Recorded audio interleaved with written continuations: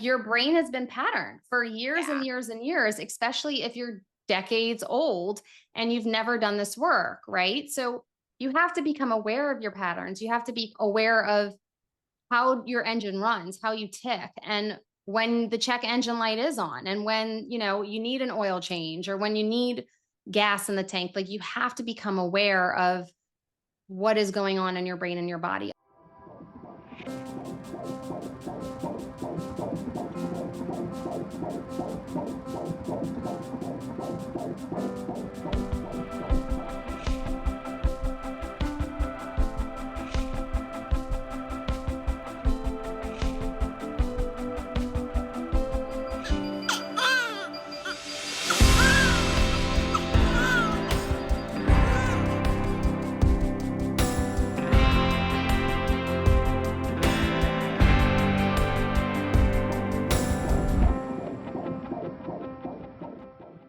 Hello, and welcome back to another episode of the Birth Lounge podcast. All right, you guys, today we're talking about the nervous system. And if you're anything like me, then you're not new to this journey. But I know from my DMs on Instagram, from the emails that we receive, and from the conversations that we have inside of the Birth Lounge, that many of you are new to this conversation. And the idea of understanding your nervous system can be not only really complex, but it can feel really overwhelming, very daunting because there is so much to understand.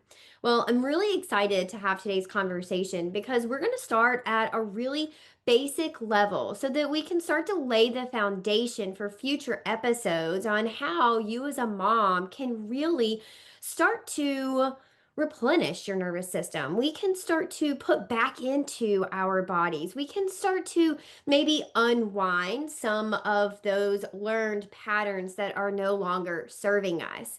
If you are like so many moms out there and you feel like you are constantly stressed out, you're constantly carrying the weight of the world. You are being that primary parent in your home. You are constantly feeling like you're stuck in fight or flight, then today's episode is going to be for you. I'm so excited to be being joined by Dr. Brooke Weinstein, who is the leading expert in neuroscience-based sensory and emotional regulation, who empowers parents to be high performers with practical science-based strategies to create a happier, healthier life. She's a doctor of occupational therapy and the creator of Thrive Like a Parent podcast. Dr. Brooke brings a refreshing real world approach to healing burnout. I personally have learned so much from her Instagram, but deeper than that, I've learned even more from listening to her podcast, which I started listening to in pregnancy as a way to prepare myself for parenthood. As a widowed mother of two and former clinical director, Dr. Brooke combines raw honesty, neuroscience expertise, and humor to help parents lead from regulation, not survival. With 1 million plus followers and over 500,000 podcast downloads, she is a trusted source for everyday families and Fortune 500 leaders alike to translate emotional wellness into tangible life and business outcomes. I'm so excited to dig our toes into this conversation because our nervous system is truly the center pole of every single thing that we do.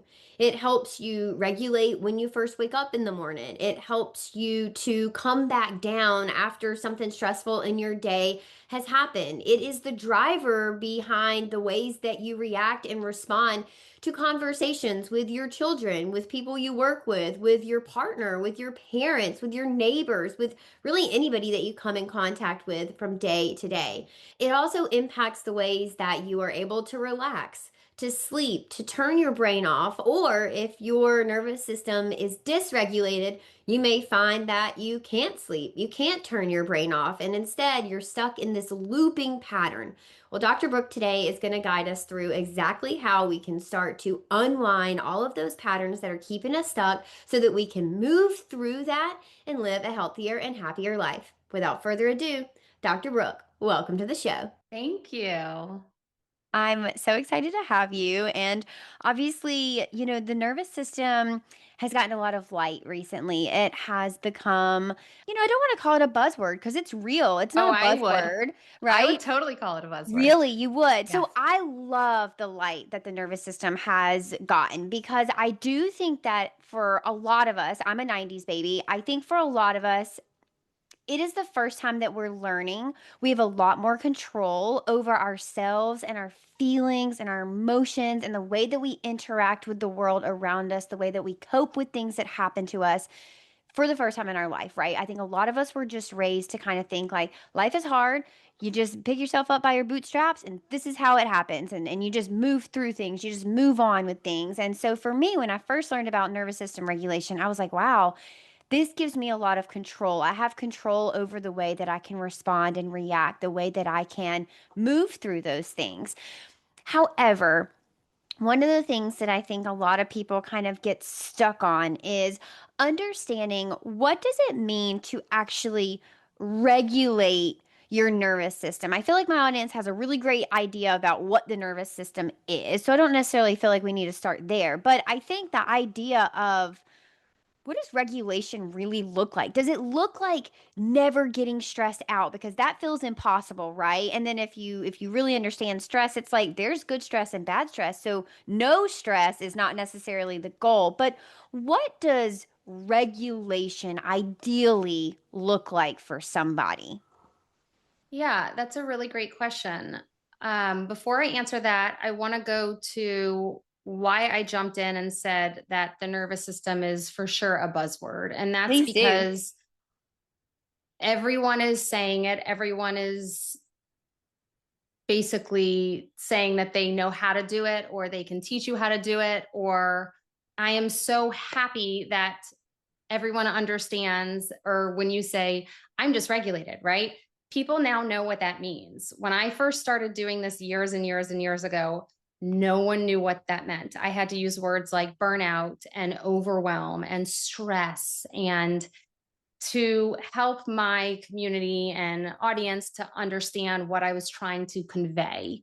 And it is a buzzword at the moment, I would say. And there's other words like somatics and Yeah. there's a bunch of different buzzwords. And for everyone listening, you have to be extremely careful in terms of what you're consuming or what you are trusting, if you will, because there's just so much information out there that's like, if you stick your face in a bucket of ice water for 30 seconds, you'll be regulated. And you know what? You may be regulated, right? But when your child is screaming in the Mm. bathtub and they don't have, full capacity to be safe in the bathtub because they're so little, are you going to go get a bucket of ice water? Maybe not. And so we have to understand the difference between the nervous system, light.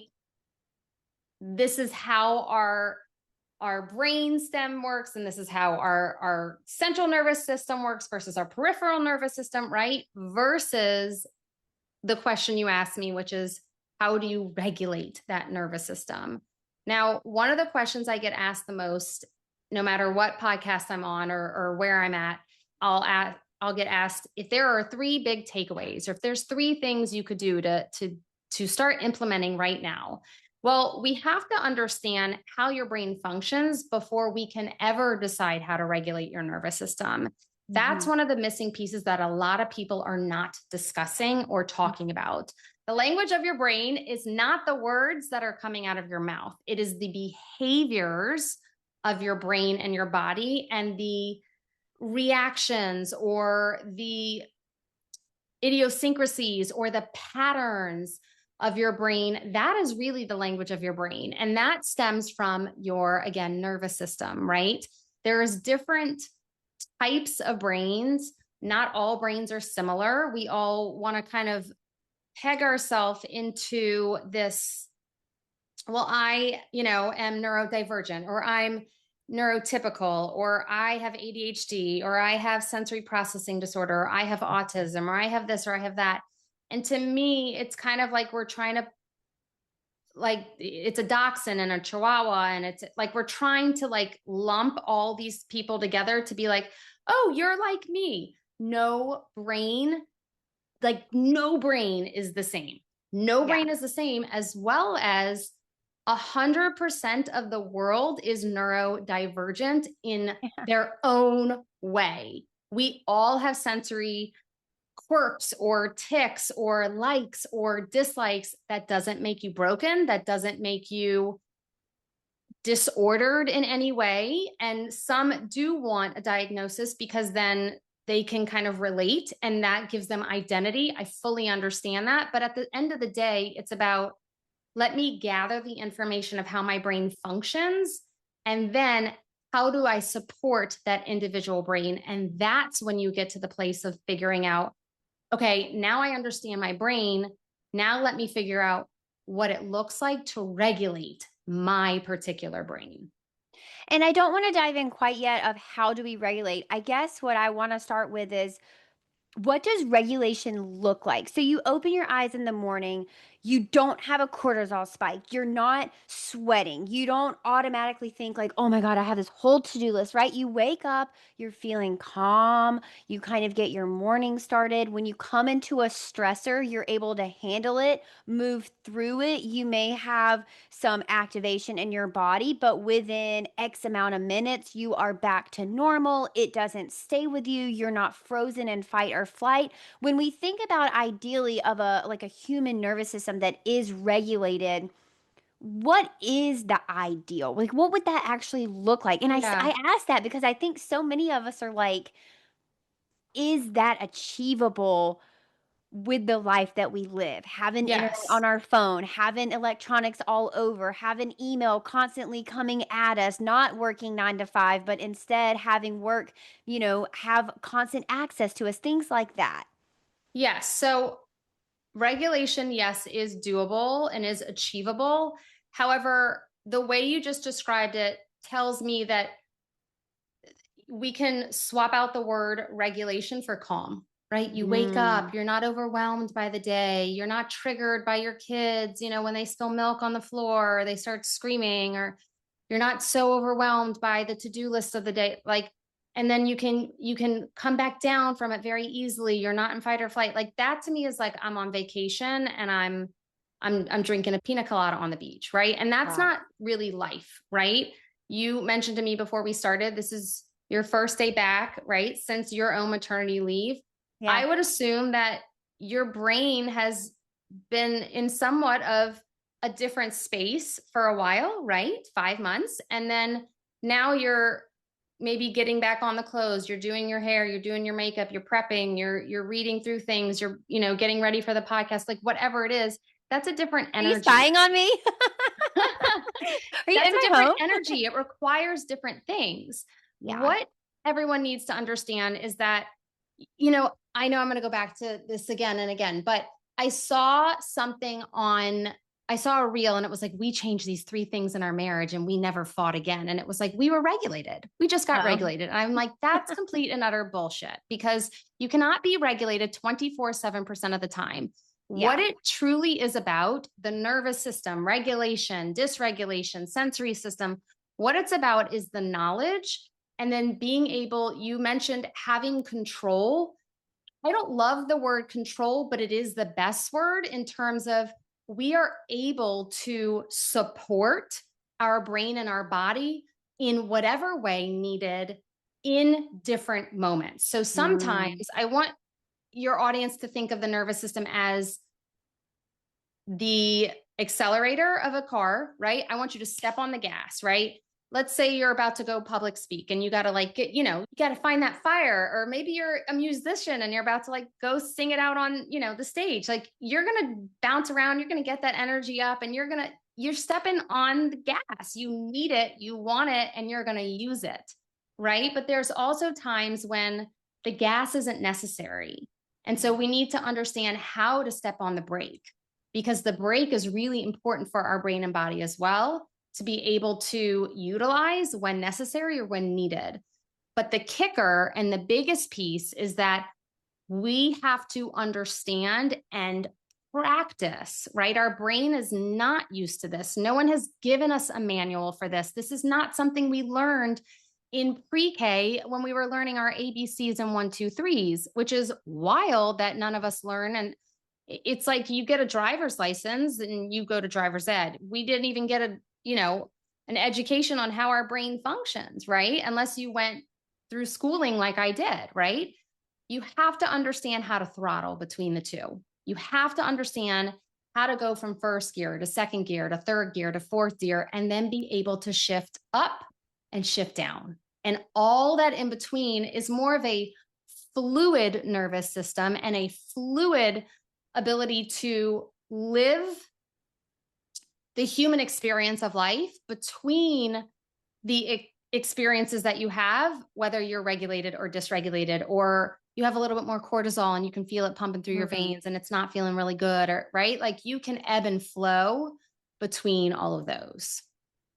I love the way you're talking about fluidity here. And I love it so much because I think that is where my nervous system work primarily focused. Because when I first got into therapy about nervous system stuff, it was like I would get stuck in those patterns of fight or flight, right? And so, something that we worked really heavily on is how do I not get so high? We called it the ceiling. How do I not get so high to my ceiling?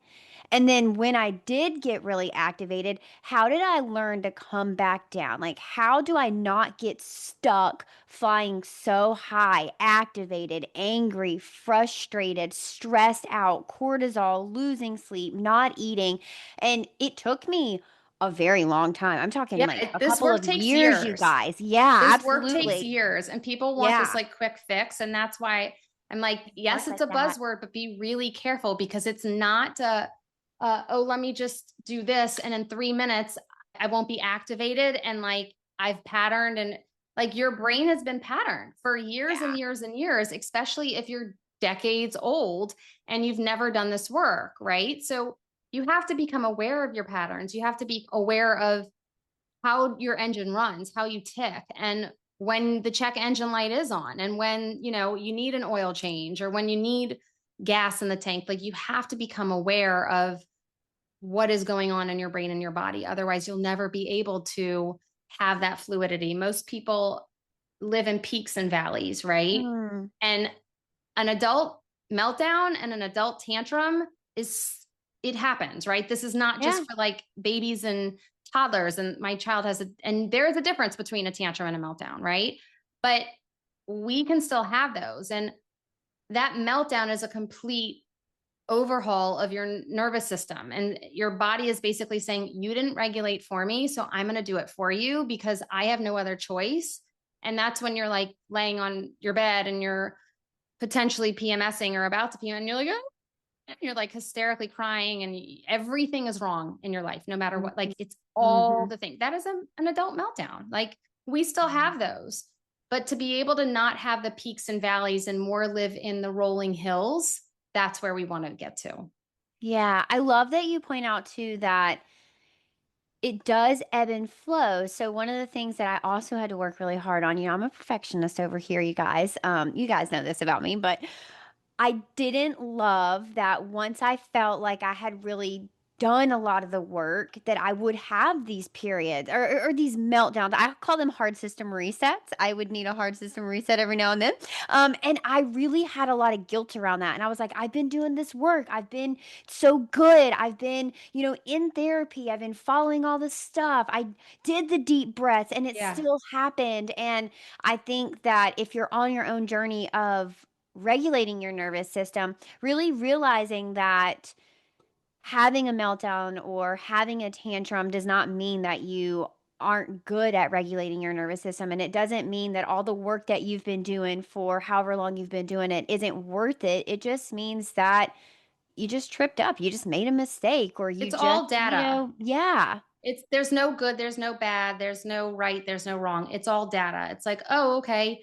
I thought that I had enough energy for that, or I thought that I had the capacity for that, or wow, I didn't recognize that I wasn't making eye contact and I'm really, not doing so hot. And sometimes, especially when you're in that fight or flight state, your brain and body is offline. So it's not going to know. It's not going to tell you unless you Mm. have been doing this work for a really long time to feel the difference and to be able to catch it. Right. So there, like, shame is never good for the brain. There's no positive, there's no benefits, there's no nothing that can come from that. Right. So you have to look at every experience in your life almost as like a science experiment of, okay, this is the hypothesis. If I, pack 3 days before the trip, I won't feel stressed out and I'll make sure to check and see what I have. And okay, that's a hypothesis. I'm not going to get stressed out because I'm going to pack way ahead of time. Okay, well, you know, shit hit the fan and then this happened and this, oh, okay, well, ooh, that didn't go so well. Maybe I could do it 4 days before. Maybe I need one extra day. Maybe I need this. Maybe Mhm. you need that. Okay, so I had the experience and then I sat under a microscope, I analyzed the data, and I decided this is where I need to get to next time. And that's what I'll try next time. There's no shaming, there's no guilt, there's no I can't believe I freaked out. I can't believe I snapped. It's just like, okay, like this is the human experience of life and Yeah. it is totally normal. Yeah. Oh my gosh. I know that is so relieving and also validating for so many people to hear. Because I think, especially as women and moms and the primary caregivers in a lot of our homes, we do try and do it all and be really perfect at it. And so when we do, slip up or make a mistake or have a meltdown or whatever it might look like for you, it is really easy to shame yourself and say, like, I shouldn't have done that, or, that was so stupid of me, or I should have known better, or, whatever it is. Always playing Monday morning quarterback is so much easier than being on the forefront of it, saying, like, I actually should say no to this so that I have the capacity to do X, Y, and Z. Yeah, 1,000%. And um, even I don't know how many of your listeners know my personal story. I am widowed and my husband took his own life in 2021. And I had done this work on myself way before teaching it. Even though I was in the sensory specialty, I would say I worked with pediatrics for a really long time before stepping into working with adults because I recognize that there's no way I can teach a child to do this if the parent doesn't understand this first. And I kind of flipped everything in my career and I just did a new path. But even me moving through grief and taking care of my own two children, there's things that take place in your life that you start to recognize I have no other choice than to just be human. I can't be Yep. perfect anymore. And good is good enough. And that doesn't mean that I'm a bad parent. That means that I'm doing the best that I can. And that means that I'm supporting myself and supporting my children and doing this and doing that. But I'm also not going to live up to these expectations that I have to look like every single person on their grids and that I have to just be this picture perfect person with, you know, I don't know, the workouts and the makeup and the clothing. And like, I don't have to, like, I don't have that. I don't need those expectations on myself. Those Yeah. are external. And the thing that we are talking about today is internal, which is your brain and your body and the nervous system. So the more you can release the external, because you're never going to get that validation like you're longing for it externally ever. The internal is where you're going to get the most validation of being enough and accepting who you are and allowing yourself to be exactly what you've always been inside, but maybe never allow because you were so afraid to be accepted by the external world. But that's just who your brain is. That's just who you are. And so there's nothing wrong with just being exactly who you've always been meant to be. Hmm. Okay, let's talk a little bit about our childhoods, because one of the things that was very beneficial to me through therapy is reparenting my inner voice. And I think that I didn't realize how much my childhood had impacted my nervous system in a negative way, right? Because my self talk was not always the greatest. And I don't think I ever, until I was working on this, really stopped to think about, well, how do I talk to myself and what is that doing to my nervous system? And so one of the things that I worked really hard on was, well, reparenting the way I speak to myself. So when I do make mistakes, it's not the shame. It's like, okay, cool, you made a mistake. now we know better for next time. How are we going to do it different next time? And that was a new concept because that's not how I was spoken to as a child, right? And so that inner voice is often created by how you're spoken to as a child. And I think a lot of us don't realize just what it's doing to our nervous system. If you have positive self speak, your nervous system is probably a lot better off than those of us who didn't always have that. I think that especially as a woman, we are our own worst self-critic, Oh, right? yes. And I'm going to toe the line here, but it may sound a little controversial, but I don't necessarily, I agree with everything you said, but I don't necessarily feel like it is 100%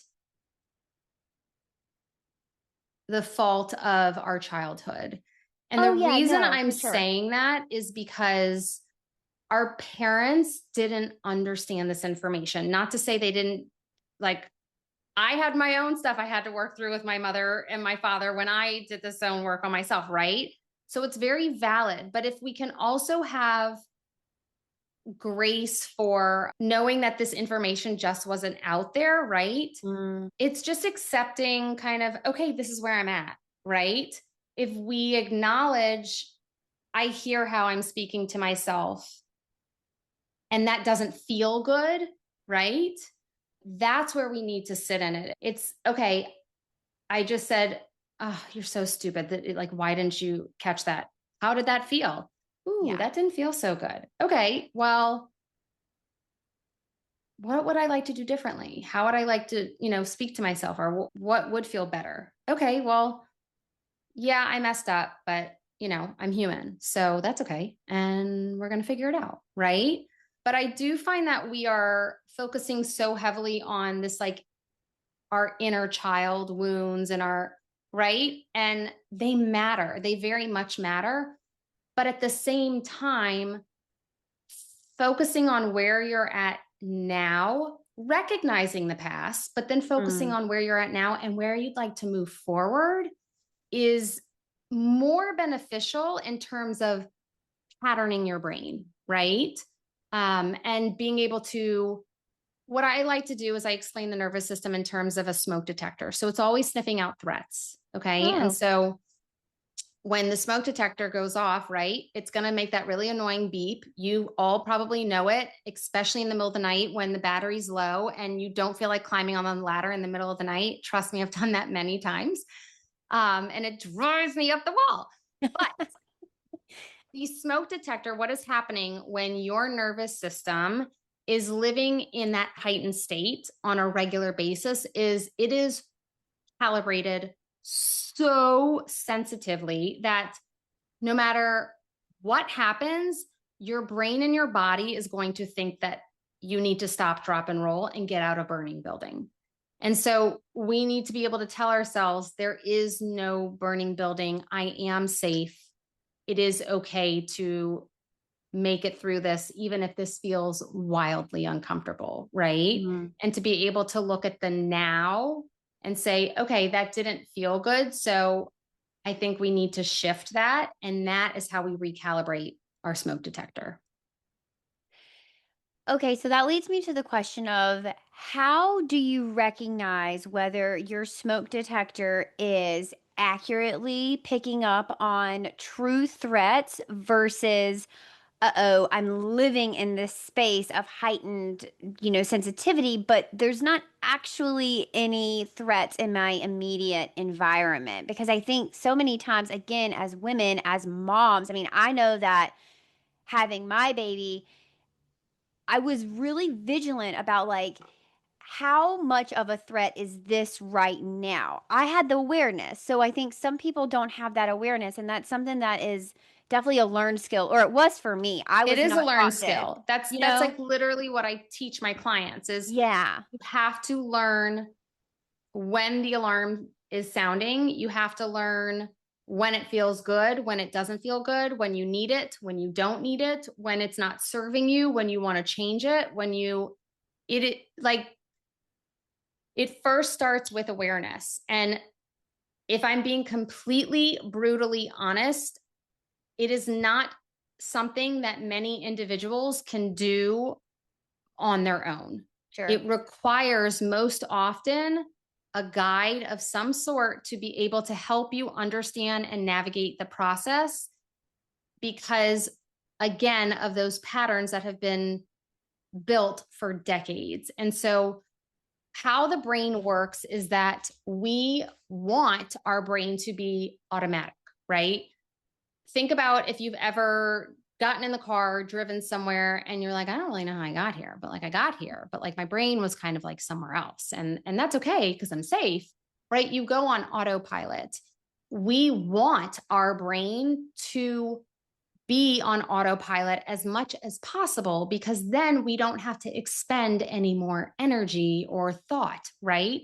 So in layman's terms, if you will, think of it as I can't stand tying my kids' shoes. Like I'm like we have to teach our kids multiple thousands and thousands of things. We don't even realize that when we're going to be a parent, it means we're going to be a teacher, right? But we have to teach our children all these things to become independent. We want them to become automatic in, go upstairs, take a bath or take a shower, brush your teeth, comb your hair, put on your pajamas, put your dirty clothes away, get in bed, read a book, whatever it is, right? Like boop, boop, boop, boop, boop. And so brush your teeth, brush your teeth, brush your teeth. Or we need to teach you how to tie your shoes, tie your shoes, tie your shoes. Once it becomes automatic, you are then giving your brain more space to learn the next thing, right? Mm-hmm. And so we want it to be more automatic. And so that is what your brain has been patterned to do. And that is why you are continuing to react that way. That is why you are continuing to show up in ways that maybe don't serve you anymore. And that's maybe why you need some type of a support or a guide to help you along this journey, because it is so automatic. Your brain is like the motherboard of a computer, right? Or like AI. It's always coding. Your brain is constantly coding because it wants to understand what should my either a perceived threat be? What should I do in this situation? What should my reaction be? How should my amygdala function, right? Like, what should my hippocampus, like how much hormone do I need to release in my prefrontal cortex of making decisions? And like, there's all these different pieces of, and they're all moving at the same time, kind of like traffic, right? Like it's all, cross, go, turn signals, all the different things. But we need to be able to have the awareness of what is actually going on in my brain and what is serving me and what is no longer serving me in order to then take the steps to shift that pattern. Yeah. Are there certain patterns that you continuously see with women and moms that are just like so blatantly obvious that a lot of us are living in these places and maybe we don't even realize Oh it? my gosh, yes. I would say, that 95% of the world does not know this information. 95% of the world doesn't function like on a regular basis with this information because it's never been taught to us, or they don't have access to it, or they don't have the finances to get the support they need, right? Most individuals are, especially in today's world with how much social media people consume and the screens and how much is expected of us like in an instant, right? If you text, I need a text back. If you get an email, I'm going to need a response back. Like we just expect, there's no snail mail anymore, right? Like, and yes, there is, but you know what I mean in terms of expectations, right? If you have a boss, that means you're always on, right? So we don't really recognize where we've gotten to as a society and how fast we're actually going on a hamster wheel. And not even our parents or our parents' functions this way. Yeah. And the thing you have to remember is when you're living in that state, your brain is functioning for survival, which means cortisol is pumping through your system that is not necessarily needed. Most oftentimes your brain is offline and therefore you're unable to be present. You're unable to even remember things because let's say you got in a horrific car accident. I'm sure everyone listening to this has either watched a show or had an event or known someone who has gone through something where they're like, I don't remember, I just woke up, right? Like the last thing I remember is I was driving down the road, and then the next thing I know, I'm in the hospital, and I don't really remember much of the hospital. I maybe remember like 2 weeks of the hospital, right? That's because your brain is doing its job. Your brain is supposed to protect you from trauma. Your brain is supposed to protect you from unsafe environments. So if your child drops, a cup of milk all over the floor and your shoulders immediately spike up and you are like wanting to wring your child's neck, not physically, but just, physiologically, you're there. You're just like absolutely at your wits' ends, or the sound of the TV and the boiling pot of water I used to have these annoying fire hydrant toys that were like, ring. Like I will never forget. Like, oh my God, we right now have a chicken that's like you squeeze it and it sounds like the chicken's dying. My dad gave these to my kids. He was on a Mardi Gras float. We're from New Orleans, and I'm like, can't the dog eat the chicken? Like I can't. Like I just right. So like we have to be able to recognize when we're in a state that we don't like, because usually in those states you are absolutely offline, and it's sad to think about, oh my gosh, I had these kids but I'm not even going to remember, like I'm not even going to remember these years because I'm so offline. It's devastating to think about, and that's not how any of us want to function on autopilot, because then we're missing our life, and we only, as far as we know, we only get one shot at it, right? Yeah. Yeah. So, what do you do to fix this? I mean, obviously, therapy, work with someone like you to regulate your nervous system, but like we have mentioned earlier, that takes years. So, what I don't want is people to say like, "Oh, well, I don't have years, so I'm just not going to do it at all." I'll give you an example of what has really worked for me in postpartum, you guys, is I used to be somebody that had a podcast going all the time. Well, now we still have a dog and I have a baby, and the baby has, toys that make noise. And I have to be very intentional about the noise in our home because I Sure. find that postpartum, I am much more overwhelmed. And I'm constantly asking my husband, could you turn that off? Could you turn that down? Can we stop that music? And we used to have music going all in our home. It used to just be like low key jazz music in the background.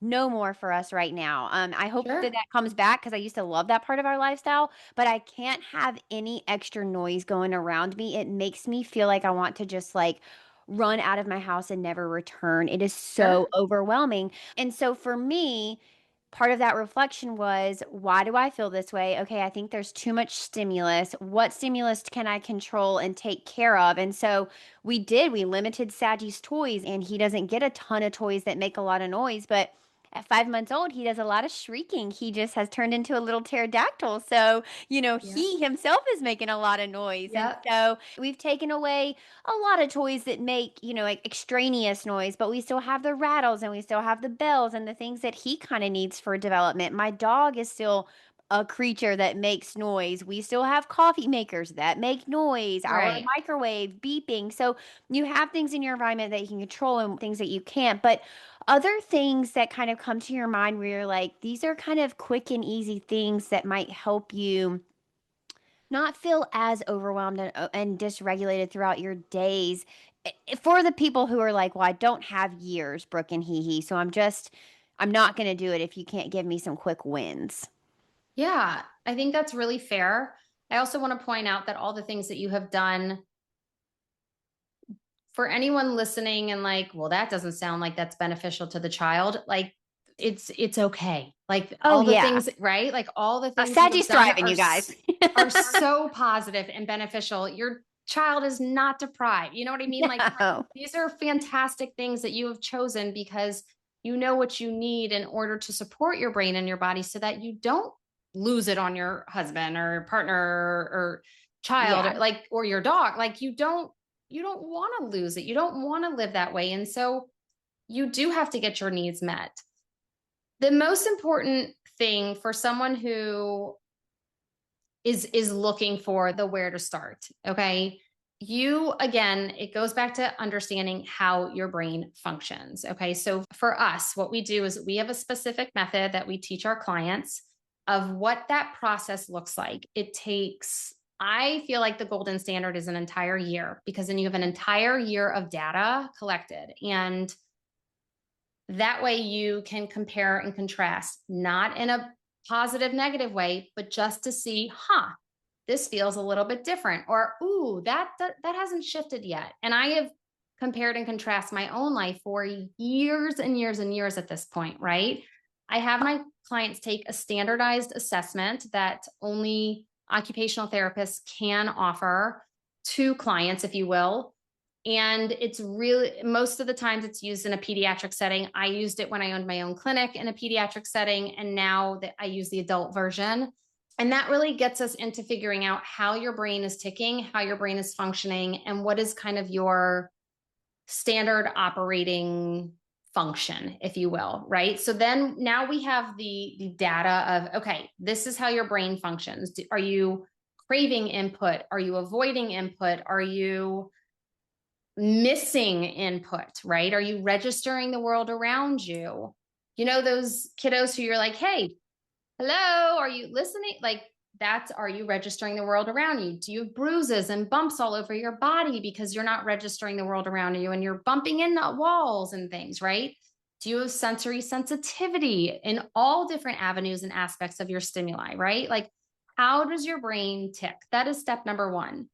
Okay, so once you have that, then you start figuring out, how do I feel, right? Like, how do I feel on a daily basis? How do I feel when my kiddos are splashing in the water? How do I feel when they're a pterodactyl? How do I feel when, they're drumming with, or, there's a tambourine that, Grandpa Joe bought him for his birthday, right? Like, how do we feel here, right?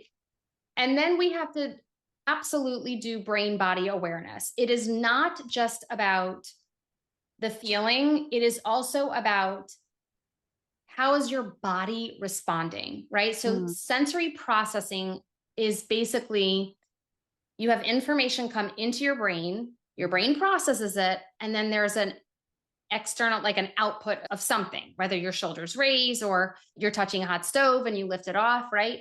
So we need to check in with our brain and our body, okay? And then we need to ask ourselves, how do I support that feeling? How do I support that body awareness? How do I support XYZ? Do I need to lower the lights? Do I need to take away some really annoying toys? Do I need to get some earplugs or loops? Or do I need to just not have music on for right now? Like, what do I need in order to support my brain and my body? Now, the most important piece that people are missing is that this is cumulative. Okay. So if you just do it once, that doesn't mean that it's going to happen again. And we have different experiences, winter, spring, summer, fall, if you're traveling or family time or this or that, or how does this work with your family? How does this work with your in-laws? How does this work with your friends? How does this work with your kids? There is such a vast array of different experiences that we have in life, and we never even know what's about to come up, right? The one thing I will say is that if you don't support it, even if you're like, I don't have years to do this, you're going to want to do this when all of that extra lactic acid builds up and you end up having thyroid issues or autoimmune issues, or the body hands down holds on to what you do not support and what you do not heal. And in my personal opinion, the number one most important knowledge every single human walking this earth should have is, how does your brain function and how to support your brain. That's like the top of the heap before financial literacy or before like anything else. Understanding that information can guide who you marry, the career that you have, the way that you parent, the way that you show up with your friends, the type of friends you have, the color of your walls, the clothing, right? Like it can absolutely change your existence, but you have to become aware of it in order to figure out, I mean, the most simple of, is this a yes or is this a no? Is this working for me or is this not? Hearing you say all that reminds me to kind of like deconstruct what you just said in the way that once you start doing this work, you may find, oh, I don't have the right friends, or like, oh, Absolutely. this person is constantly triggering me, Absolutely. or like, oh my gosh, the way that I have my house set up actually stresses me out. The color of these walls are not good for me. So just be prepared for that too. And it's not bad, you guys. I It's a don't at beautiful all. thing. Yeah, I don't want to discourage you guys from doing it. I just want you to be aware that you're going to learn yourself in a different way so that on the other end of it, you will be living a much better and I want to say easier life. And not necessarily life is all cushy, but like it's It's going to authentic. feel, yes, it's just It's going to feel that is the easier. difference. You're not living for the external world of what everyone prescribed for you or what you feel it should look Yes. like. When you finally decide to do the work of your nervous system and support your brain and your body in the way that you need, you have no other choice than to hear it. You don't ignore it anymore. And your brain and like you said, your life changes in the best way because you're finally simply allowing yourself to be exactly who you've always been deep down inside. A Mhm. 1000%. And how freeing is that? I mean, It's just so think about freeing. all the places and all the times in life where you feel like you have to almost like put on. Yes. You can stop all of that. Like you Yep. get to let go of that coat and say, "You know what? I'm donating you. I'm not even putting you back in my closet. I never have to wear you again." I love that so much.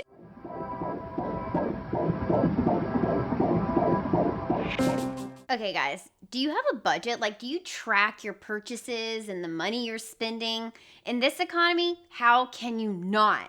And if you're anything like me, you probably have started to think about a few things like where are you spending all your money? And where can you cut back? And are the things that you're purchasing actually worth the money that you're spending? For me, this has led me to a deeper conversation about buying quality over quantity. I love Cozy Earth so much because they stand behind their products. Head to cozyearth.com and use my code HeHe, HeHe, for an exclusive 20% off. Now, in pregnancy, I started to invest in better fabrics and clothing for my family because I was growing a baby. So I wanted to be really cognizant about the fabrics that were coming in contact with my body. And to be honest, one of my staples was the Cozy Earth Sunset Slip dress. This dress seriously carried me through the summer during pregnancy. I found that I could easily dress it up with a cardigan and some wedges, or I could dress it down with sneakers and a hat, for the days that I hadn't showered and my hair was a grease ball. Their bamboo midi dress is something that I'm about to snag this month, and I'm going to be grabbing their Camden dress because we've got some travel coming up, and I think this is such a sleek look, but it's also breastfeeding friendly. And pretty much these days, if I can't breastfeed in it, I ain't buying it. I've also told you that their loungewear is my official mom uniform, and if you visit my Instagram, you can see all the styles that I have. I also gave my sister a Cozy Earth robe for Christmas, and she wears it every day. I swear she would wear it to work if she could. Cozy Earth's robes, they wrap you in softness, and they're thoughtful in the detail. They move with you, and they hold your body in all the right places. My favorite part, they have spacious pockets. Again, if it ain't got pockets, I probably ain't buying it. I also love that it has the adjustable ties, and it's this silhouette that makes you feel really sexy even in a robe. Each robe is made with care, and they offer several different styles: plush, quilted, waffle, or stretch knit. Pair that with their cozy slippers, and now we're cooking with hot sauce, y'all. These slippers are versatile, breathable, cozy. The slippers seriously keep you comfortable all day long. Again, she'd probably wear them to work if she could. And if you're on the fence about whether this brand is truly worth it or not, I'm telling you, this is something I've absolutely fit into my budget. But you don't have to take my word for it. They have a risk-free guarantee. There's a 100-night sleep trial, so you can try it for yourself for 100 nights to see if it really works for you. And then, if you decide that it is, they have a 10-year warranty. You guys, most car companies aren't even doing that anymore. I love Cozy Earth so much because they stand behind their products. Head to cozyearth.com and use my code HeHe, HeHe, for an exclusive 20% off. And if you see the post-purchase survey, be sure to mention that you heard about them here right on the Birth Lounge podcast. Again, that's cozyearth.com using my code HeHe, HeHe, for 20% off. You deserve to feel cozy and comfortable while making your hard-earned dollar work for you by investing in pieces that are going to last you for years to come.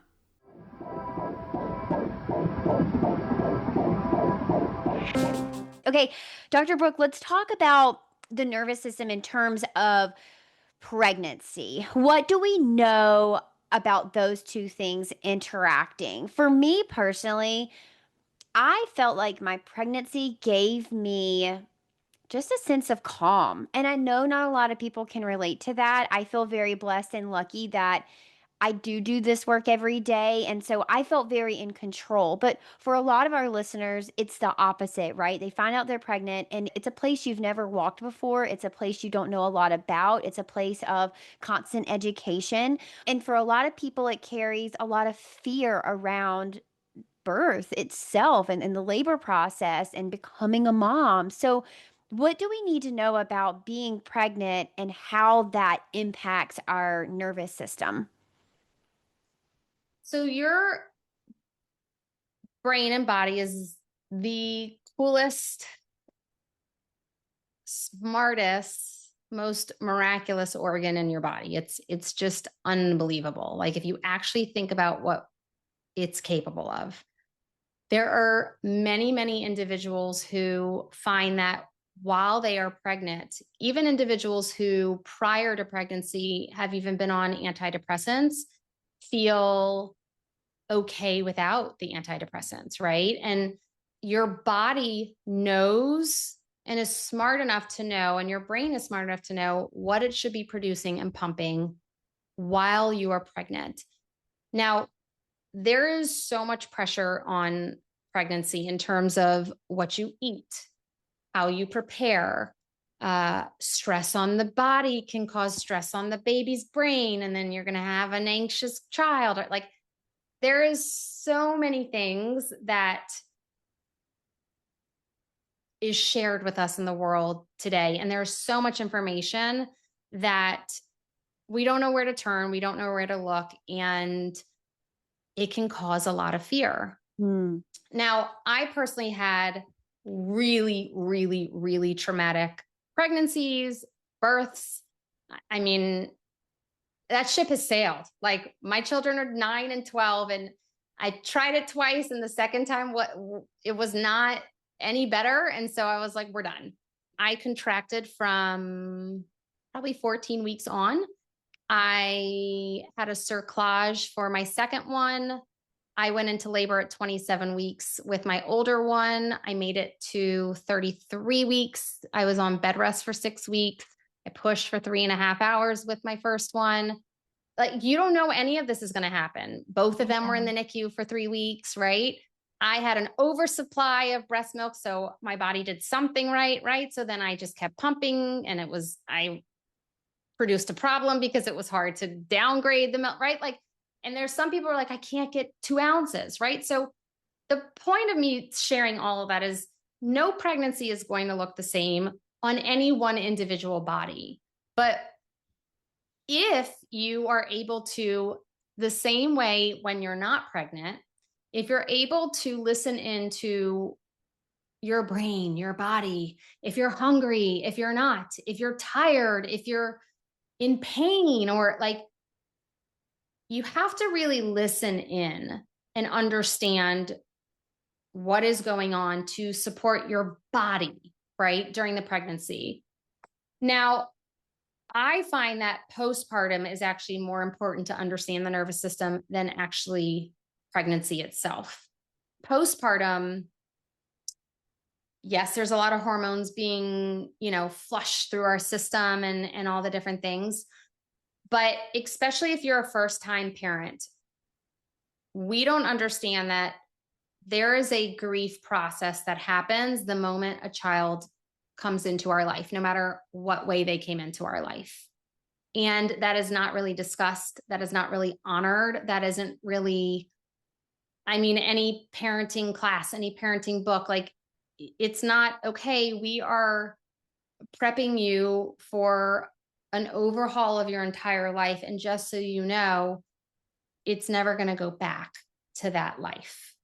That's okay that it doesn't go back. But the awareness is what we do not talk about or prepare for. And so we are left having to continue to smile when we just got ripped open via whatever way you had the child, right?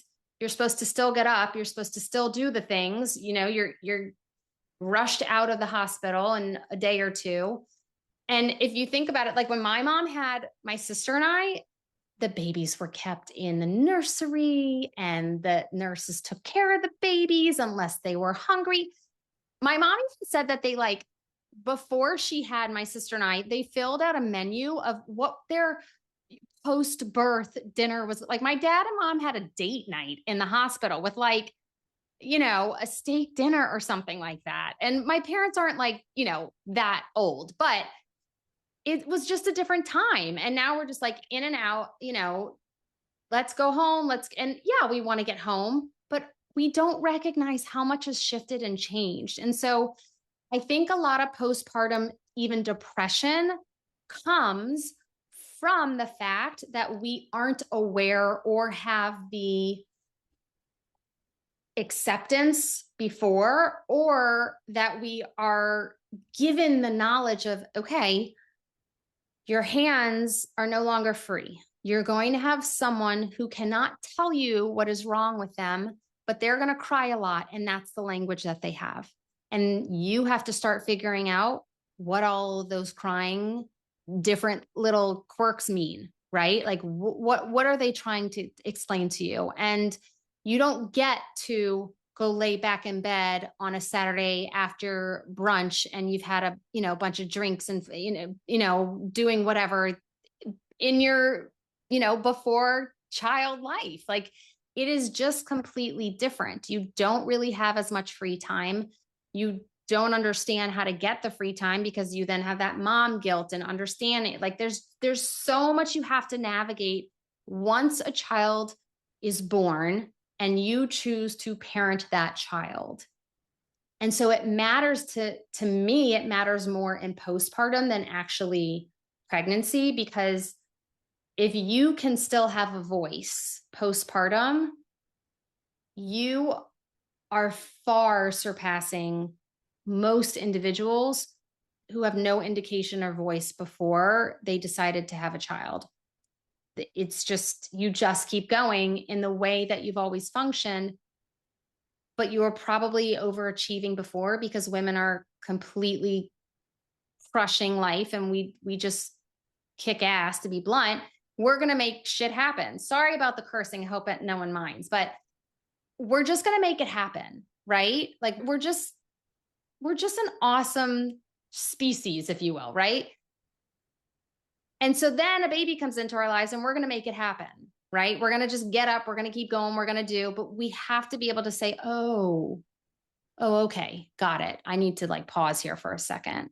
And I need to figure out what I want motherhood to look like for me, what I am okay with, right? Getting some help or asking for help or having the other parent, your partner, be involved. I don't care if they put the diaper on backwards, at least the pee isn't on the floor, right? Like it doesn't matter, but we have to have these conversations and communicate with our partner and set up ourselves for success. And if we aren't succeeding, then we have to take that data and we have to rearrange. How can you tell if you are having nervous system regulation and dysregulation in postpartum versus just I'm learning life with a newborn? Because there were some times for me where I did question myself and I was like, all right, am I starting to teeter on the line of like being dysregulated, or is this kind of just part of I don't know, just part of the process, and I will get through this. I'm on the other end of those questions now, and I could tell like, all right, that was just a phase and I feel regulated again. But in the moment it can be really hard to kind of reconcile the fact of like, is this my new normal or is this just an adjustment period? That is something that you have to sit in the discomfort of that, right? It doesn't matter if it's dysregulation or newness that I just have to figure out my new normal. That part of like deciphering, that doesn't really matter as long as the approach to supporting it is the same.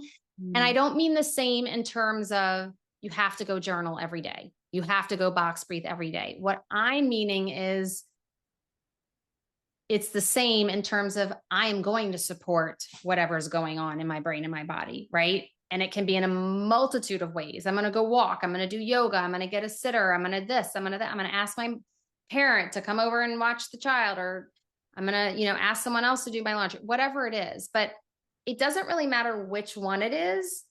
It just matters that you listen into it and support it in whatever way you need, right?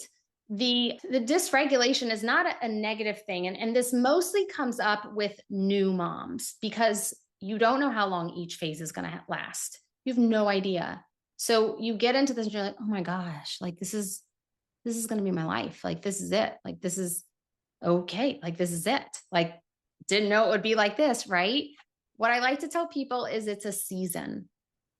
Winter, spring, summer, fall. It is a season. So if you just had a baby, right, and it's spring, rest assured, right, by the end of summer or, middle summer, life is going to look a lot different, right? So you have to give it time and energy, but it doesn't really matter which one. It's just as long as you support it when you're recognizing it. How can partners recognize that their wife is maybe a little dysregulated, especially for new moms who are doing exactly what you said? We're just putting on the happy face, we're making shit happen, we are getting it done because in our brain, in our reality, we don't have any other choice. I can't just lay down and cry. Like, I have a baby that needs to be fed. I can't just Exactly. escape to a vacation for the weekend. I have a baby that needs to be fed. I can't take a 2 hour shower and cry like I used to. I have a baby that needs to stay on their nap schedule. So in Yes. in terms of like partners trying to support this, what are they looking out for in terms of like, all right, this may be dysregulation. That's a really good question. This could be a whole nother podcast because it depends on the current partner that you have, right? Some are completely, especially if you have a male partner, right? Male brains function completely different than female brains. Mm. And, we have a larger portion as females in our brain of the emotion brain. Our emotion brain is larger than the male's emotion brain. The male's portion of the brain, that's the logic brain, is larger than the female's portion of the brain. That's the logic brain. So if you have a partner and they are male and they're very black and white and you are all up in that gray and you're a crying hot mess and you enjoy those crying 2 hour showers, right? Like, it also is important whether, again, if you have a male partner, if they are open to this information, if they are aware, if they believe in it, or if they are really shut off and shut down to any type of emotional work, if you will.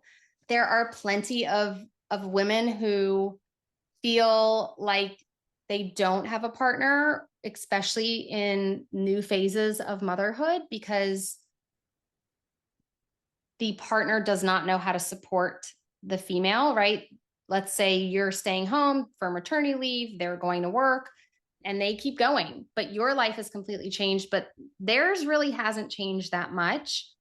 We have to make sure that we have a true partnership before we can ever get down to the nitty gritty of how can I make sure that my partner notices when I'm dysregulated or not doing well.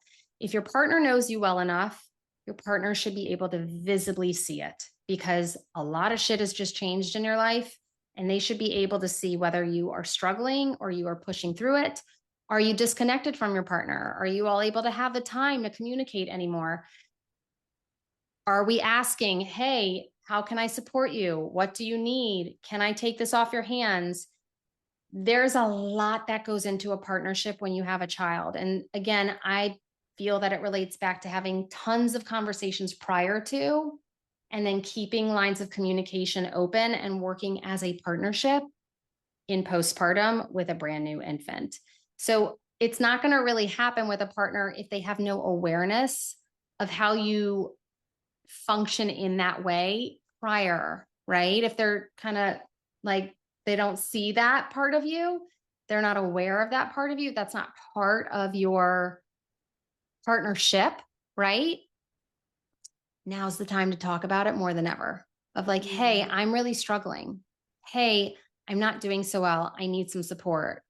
Hey, I feel, stressed out, alone, exhausted, depleted. It's not, you're not helping with the baby and you put the diaper on backwards and you haven't fed the baby once and you're not waking up in the middle of the night and you just go off to work and, I have this whole to-do list and you just think I'm sitting home watching Bravo all day long. Like none of that's going to get you guys anywhere. Like none of it. So you statements is not best. It's I feel statements, right? If your partner doesn't have the awareness to notice, then you have to advocate for yourself, which can be hard to do if you don't have that relationship already where you feel you can share, hey, I feel XYZ.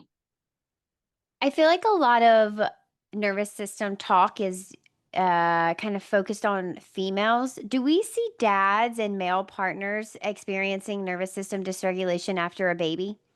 Oh my gosh, yes. Yeah, their whole world is flipped upside down as well. And in a way that's the a lot of women are nurturers. So a lot of relationships are set up to where we love giving to our partners. We love nurturing our partners. We love, doing X, Y, writing the little notes or whatever it is that floats your boat, right? We love being the nurturer and giving back to our partners. And I hope that you have a partner that does the same for you. Some don't, some receive and don't know how to give back. You have now got a baby to take care of. You can no longer take care of and nurture your spouse the way that you prior did any longer. All that energy is given to the baby. And so oftentimes the spouse, especially a male, their needs might have been met prior. And they're like, well, what about me? And you're like, honey, like that ship has sailed. Like, I don't have time for that anymore. Right. So we have to be able to have the communication, but it's also not our responsibility to take on our spouse's dysregulation. Everyone is in charge of their own brain and their own body. And for me in particular, I took care of my spouse for years and years and years. And then when I did have a kid, I had to take care of the kid. And then I had another one and I had to take care of that one. And I was still expected to take care of him as well. And I mean, there were days where Jonathan couldn't get out of bed. So like I had to do it. Right. And that's not always the case with everyone, right? My circumstance is completely different, but your relationship, the biggest piece of advice I can give you is your relationship should be very strong and all communication should be in a really good place before ever deciding to step into a partnership of having a child, because it should be done as a team. And unfortunately, that's not always going to be the reality for everyone, right? It's not. There are accidents, there are people who get pregnant when they weren't even trying, Right. or people who get pregnant and they don't really even know each other. There are people who get pregnant and you're in a really bad place in your relationship. Yep. But that's not always the reality. I just want to acknowledge that. I know that I know it can be really hard to hear that. I mean, I agree with you. I agree 100%. And I think that if you're in one of those places and you're like, "Oh my God, we have got so much work to do," you should do that in pregnancy. You should do that. You should try and And it's really never work too on the late. things. Oh my God, never. It's Not even in never too postpartum. late. If you're like listening to this and you're like, our relationship is in the shitter and we have this child and I'm so Yep. unhappy. And I cannot tell you how many individuals in our own community have been there. And Mm, the worst thing you can do is stay quiet. The worst thing you can do is just continue to feel alone, right? There, you can get through it. There are numerous places you can get support, and it's okay to be there too, right? It's not the end all be all, and absolutely dynamics can shift 1000%. yeah. And if you're with the right partner, you will be able to make it out on the other side. Like you can Absolutely. work together to get through this. Again, I want to recognize that won't always be the reality either. It's, And it wasn't with me. So like yeah, I'm right, like I'm very willing to admit like that wasn't the case for me. yeah, And it's okay, right? I've Jonathan passed 5 years ago and I have a beautiful life. And yeah. we didn't have a conversation today about grief and my whole journey, but it has taken me a while, but it's okay if your relationship doesn't work out, or it's okay if things aren't perfect. And it doesn't mean also that your child's going to be completely effed up, right? Like it's all okay. It just is what it is. And it's the life experience that we just place so much perfection on it. Yeah. Well, you guys know that I say this a lot, but perfect doesn't exist, right? Like perfect is not a real thing, and it's not achievable. And if you are setting yourself up to reach perfection, then you're always going to be disappointed. And I think that defining what perfect looks like for you Yes. outside of what anything else, is telling you, social media or society or your mother or your mother-in-law or your best friend or your neighbor or the neighborhood that you live in, you should really define what perfect looks like for you, because I guarantee it doesn't look like perfect for anybody else. What's perfect for you is as individual as your fingerprint. I promise you it is. So sit down and think about that. And I also think that with that is going to come the confidence to admit that other people's lives can look different than you, and that's okay, but you have to have some self-confidence to be able to get there. You have to be able to say like, well, they want to vacation in Aruba every single year. That's not my perfect. My perfect is not having to work and being able to wake up with my children every day and not send them to daycare, and we are one household, one income household. Like that is perfect for some people. Some people prefer to be a two income household so they can do extravagant vacations. That is the perfect for them. So you need to think what's perfect for you, and it doesn't have to match what other people necessarily have as perfect for them. Dr. Brooke, I have just one last question, and it kind of circles us back to the beginning of our conversation. Are there red flag things or gimmicky things that people can often buy into or purchase or succumb to, that for a fact these things are not going to regulate your nervous system? So pass over them and instead invest in something that is truly going to make a difference for your life. If there are, what are those things? I really appreciate this question. If you see anything on social media that says, I'm going to help you learn how to regulate your nervous system in 30 seconds, or 3 things that'll help you regulate your nervous system in 5 minutes, or like if there's a timeline or 3 things you can do, or none of that is great. I'll tell you why. We have heard box breathing, journaling, meditating, just do that. And you, right?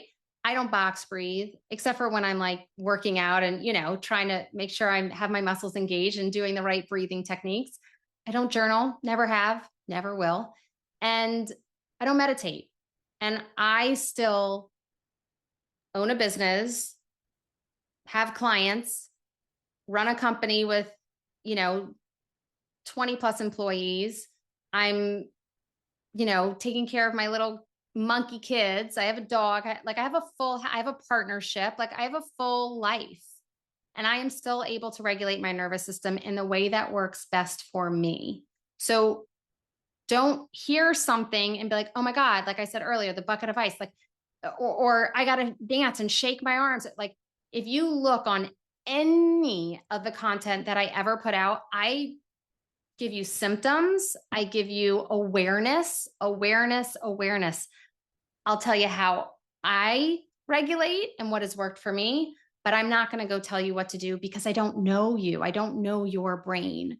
So the most important piece is find individuals who want to teach you about your individual brain, not the brain in general, not just I can regulate your nervous system and you can make more money in business. It like all of that stuff is just sales. It just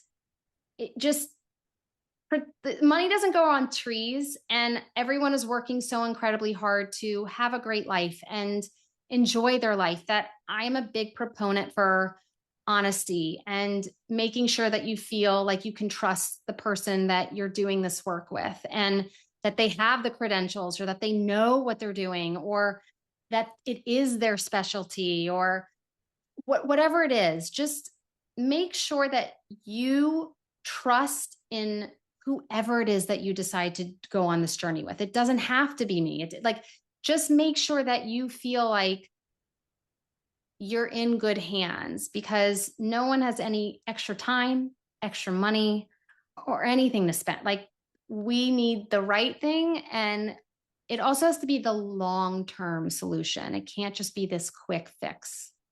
Yeah. I mean, your nervous system is with you for the rest of your life, you guys. And so the more that you nourish it right now, the better long term you will be. Oh, Dr. Brooke, this conversation was so, well, nourishing for my soul. I feel so good after this. And I hope that my audience really is able to lean into the discomfort that comes from navigating this, because it is hard work. I mean, we've said it multiple times, but it's hard work, and it's something that you have to work at for kind of a long time. I The will tell rest of your you. life.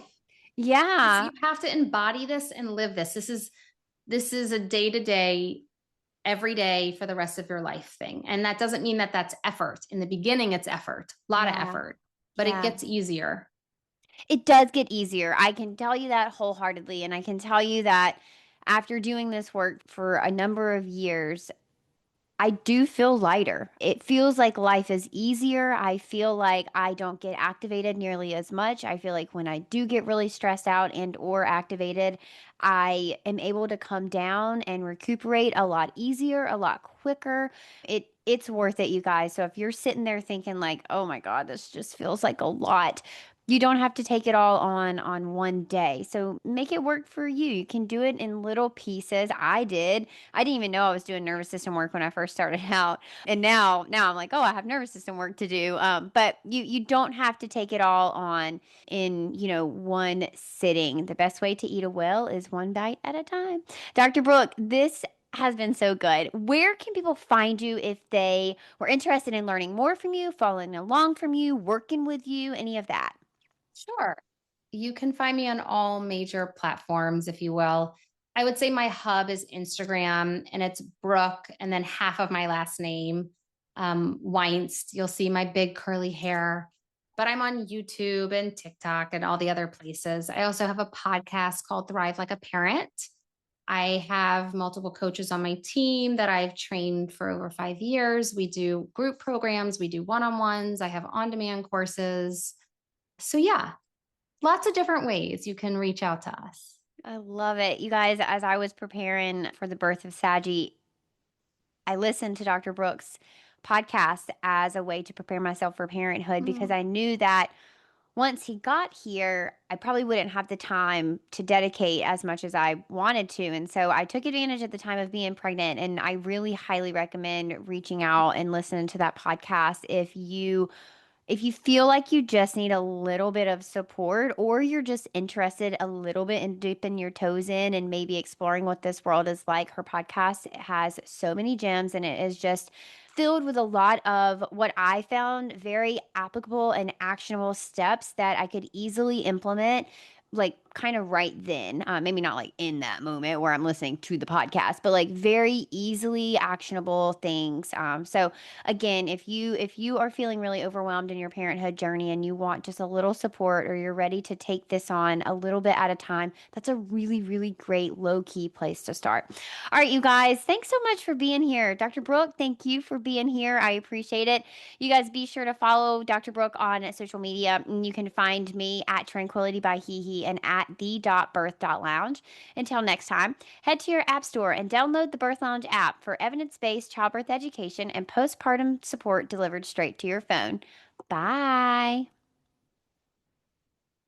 Thank you so much for tuning in today. I love hanging out with you, and it is an honor to be your go-to gal when it comes to preparing for your baby. If you've enjoyed today's episode, please leave a 5-star review and tell others why they should be listening to the Birth Lounge podcast too. You deserve to have a birth that you love with a provider that values your autonomy and respects informed consent without all the trauma that you so commonly hear about on social media. New episodes air every Wednesday and Friday. Hit that follow button so you never miss an episode. I'm HeHe, and this is the Birth Lounge Podcast.